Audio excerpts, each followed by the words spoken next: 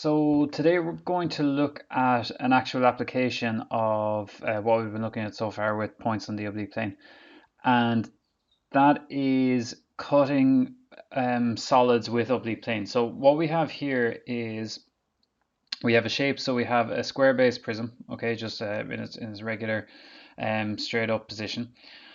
And what we're asked to do here is that we're given the plan, the elevation of the square base prism, and we're given the trace to the plane. So we have our prism, we have the plane. Show the projections of the prism when it is cut by the oblique plane. So what they want us to do is they want us to cut the top off of this, okay, using the oblique plane. So they want us to find the shape when it's cut, okay. So what we have here is this is the example of it then, and you'll see here that they have the shape that we were looking at already, so our prism, and now it's cut by that oblique plane. And what you'll see here is that you have the yellow here and the yellow here. Okay, what they're showing is that when you cut the top off of the prism, you'll see that it's cutting below the top. Okay, so your top is here, it's cutting down below it. So when you cut your prism, if you cut the top off a prism where the edges are at 90 degrees to the ground, the cut surface is the entire top. Okay, so it's this yellow top bit where it's cut is the outside of the, or is the whole top of it here. So the reason that this is completely yellow is because the top is completely taken off.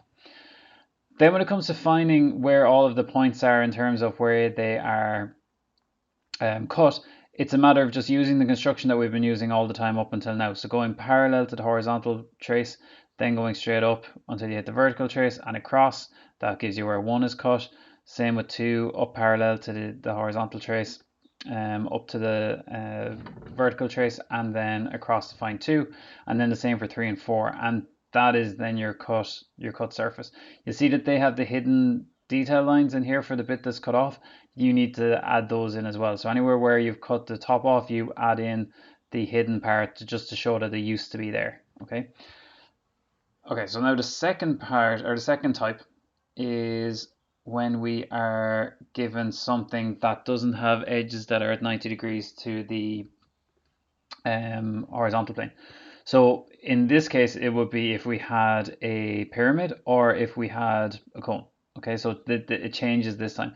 And the reason why it changes is because when we cut the top off of the plan, we're not cutting the entire top off, so it's going to end up being kind of inside the edges of the pyramid here. So we have to do something slightly different to be able to figure out where that is.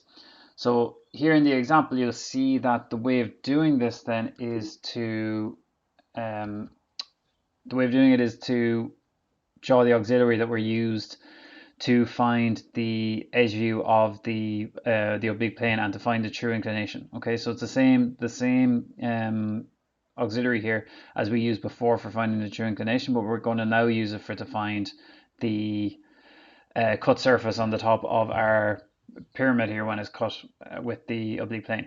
So what you'll see here is that once you come up here and you draw your auxiliary, it's then a matter of seeing the points where the vertical plane, or sorry, where the oblique plane cross the shape. And the reason why it's in this view is because we see it as an edge. Okay, so because we see it as an edge here, we know that these are where those actual positions of those points are. Okay, so what you have then for your 1, it'll come down, and if we go down to further down here into the example, so what we have is the 1 came down to where it hit the, or sorry, that over here. So A here comes down, we find A. C comes down and we find C. Okay, so there are the 2 points. Now we have one little problem in that the horizontal trace in this one is parallel to this side. Okay, so we have to do a little bit more work than they would normally have to do for that. Okay,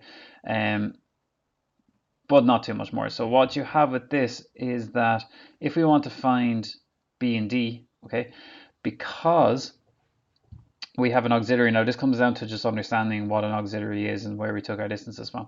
So when you are drawing this auxiliary, okay, you would have projected up from your plan and taken your heights from your elevation. So if you wanted to find O here, okay, so if that O you wanted to find it, you would have brought it from here up with the parallel to the horizontal trace, okay, and then you would have taken your height here in the elevation. Okay, so that's where O comes from. Now there is nothing that stops us going the other way around. So if I get a height in this view, so for BD here, if I want to find BD in the elevation here, I can do the opposite. So I can take the height from the auxiliary, okay, and I can take the height from the auxiliary and bring it to the elevation. So that height there is the same here, which gives me D and B in this view, okay? And then it's just a matter of projecting those two down into the plan. So for A and C, they come from the auxiliary back, okay, into the elevation.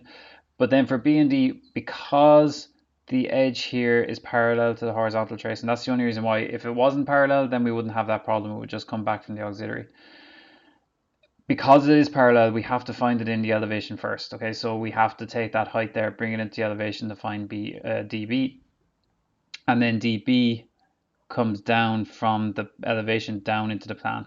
Okay, so A and C came down from the auxiliary, but D and B come down from the elevation into the plan, and then that gives us all of our points, and it gives us the cut surface on that shape. Okay, just to be certain about this, the only reason that we have to take the height for this, okay, and the reason why we can take the height for this is because this is parallel to this. Okay, if it wasn't parallel, we would just be able to take it from the auxiliary and bring it straight into the plan here. Okay, but because it is parallel, we can't do it like that. So that's a special case when it comes to these.